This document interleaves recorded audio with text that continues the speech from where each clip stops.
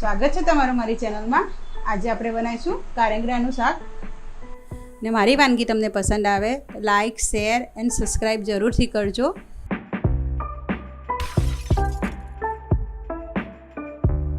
કારેગડાની સબ્જી બનાવવા માટે આ એક કારેગડું છે, એક મોટું ટામેટું છે જે ઝીણું સમારેલું છે, એક નાની ડુંગળી છે એ પણ ઝીણી સમારી લીધેલી છે, કોથમીર છે, આદુની પેસ્ટ છે ને મરચાં અને લસણ ને ઝીણા કાપી નાખ્યા છે, ગરમ મસાલો, ચણાનો લોટ, તમાલપત્ર, મીઠો લીમડો, તજ ને લવંગ વઘાર માટે ને રેગ્યુલર મસાલા તેલ, મીઠું ને મસાલો। હવે આપણે આને કાપી નાખીશું। આ ઉત્તર ગુજરાતની અંદર ખેતરમાં પાકે છે, ત્યાં વધારે પડતી થાય છે, ત્યાંના લોકો વધારે પડતા આને શાક તરીકે યુઝ કરે છે। આપણે એની છાલ કાઢી દીધી છે, આપણે એને કાપી લઈશું। આવી રીતના હોય છે, દૂધી જેવું જ દેખાતું હોય છે। આપણે એને ઝીણું સમારી લઈશું। આપણે કારેગડા સમારી લીધા છે। આપણે તેલ થઈ ગયું છે, જીરું નાખીશું, 4-5 દાણા મેથીના નાખીશું, તજ લવંગ નાખીશું, તમાલપત્ર નાખીશું, મીઠો લીમડો, મરચાં અને લસણ કાપ્યા છે એ નાખી દઈશું।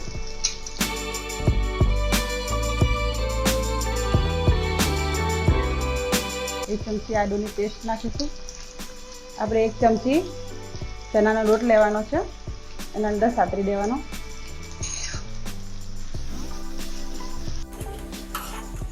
આપણે ચણાનો લોટ શેકાઈ જાય એટલે આપણે ડુંગળી નાખી દઈશું। ડુંગળીને થોડી વાર થવા દેવાની છે।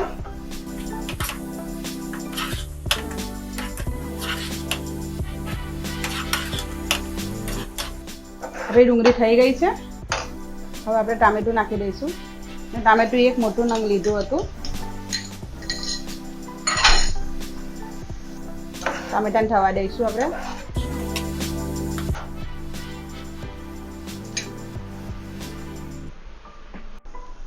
ટામેટા ગળી ગયા છે, હવે આપણે મીઠું નાખી દઈશું સ્વાદ મુજબ। હિંગ આપણે પહેલા નહોતી નાખી, હવે નાખી દઈશું।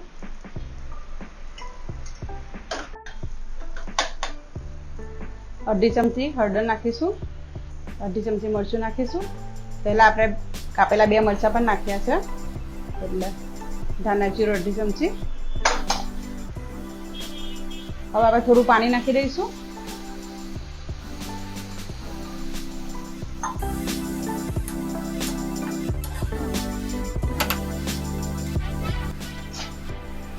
પાણી ઉકળી ગયું છે થોડું, આપણે નાખી દઈશું।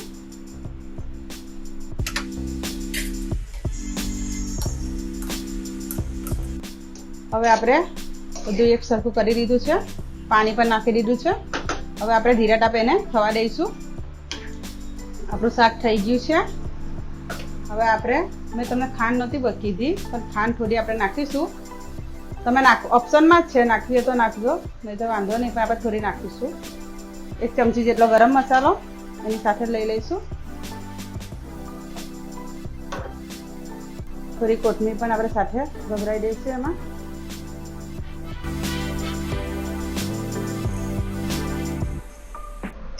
શાકમાં તેલ આવી જાય પર એટલે આપણે એને ઉતારી લઈશું નીચે। આપણું શાક તૈયાર છે। હવે આપણે ઉપરથી કોથમીર નાખી દઈશું।